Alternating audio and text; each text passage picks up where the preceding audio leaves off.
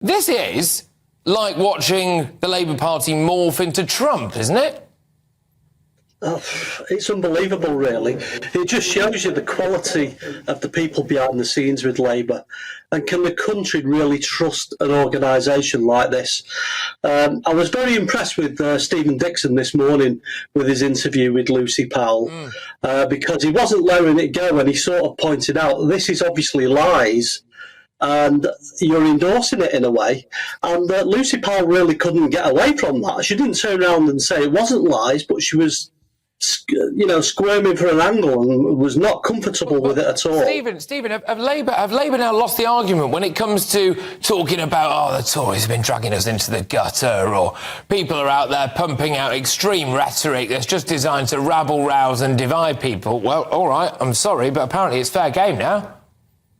Well, there's a few points to this, and Labour always have this situation where they blame everyone else but themselves for everything that goes on. We've got the local Trafford Council that's now Labour controlled, and since they've got to power, they've never gone on about their successes or what they may have done. It's always about the Conservative government, and they can't do the job properly. I hear Manchester City Council do the same thing. But when we look back at this, when you think about the angle what Labour's done with this tweet, just remember Keir Starmer was on the Sentencing Council that sets the sentencing guidance on sexual assault on children. It wasn't that. It was in 2014, Patricia Hewitt, who was a high profile within the Labour Party, made a statement saying it's okay to have sex with 10-year-olds. If they're going to come out with this sort of rhetoric, they need to look at themselves first before start pointing the finger at the Conservative Party, which is, by the way, completely untrue. Well, the thing is, it is untrue, because the idea that Rishi Sunak doesn't think that paedophile should go to prison, it is clearly untrue, demonstrably untrue.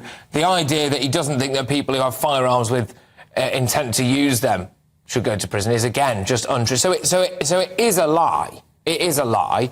And also, there's one word that keeps coming up in my inbox right now, and that word is Rotherham. And I just wonder whether or not the Labour Party, with Keir Starmer, who was, of course, in a position to have done things about prosecuting people for a very long time, have maybe created a bit of an open goal here that the Conservative Party can run headlong through with some of their own tweets.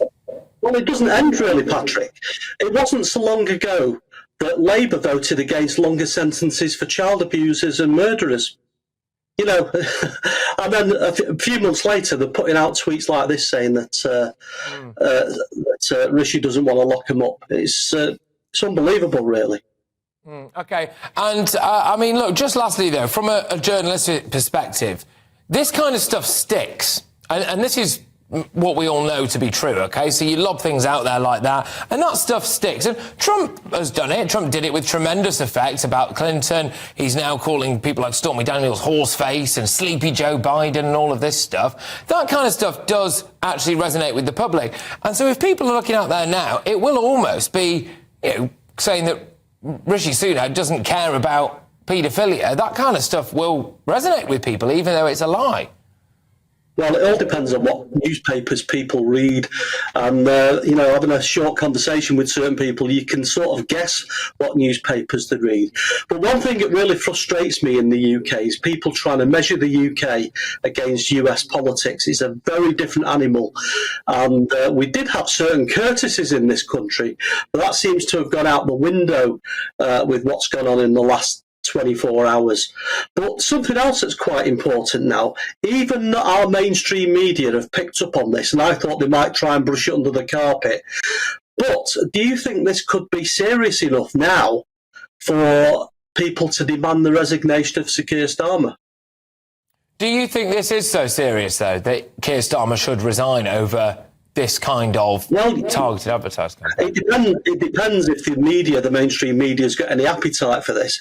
We certainly didn't have any appetite for it with Beergate, but that may be because the Police and Crime Commissioner was at the same party as Sir Keir Starmer, so that didn't go any further. I am fascinated by that. I am fascinated by numerous things, actually. Like Beergate, I, for the life of me, do not quite understand what the absolutely massive difference was between that and a couple of things that went on in Downing Street. I also am absolutely staggered. Can you imagine if Carrie Johnson, for example, had her house raided and the garden being dug up and the police looking at whether or not there was some kind of expenses issue going on there or whatever? That would be on the front of literally every single newspaper, wouldn't it? It doesn't seem to be taking place with that, does it? So there we go. Look, Stephen, thank you very much.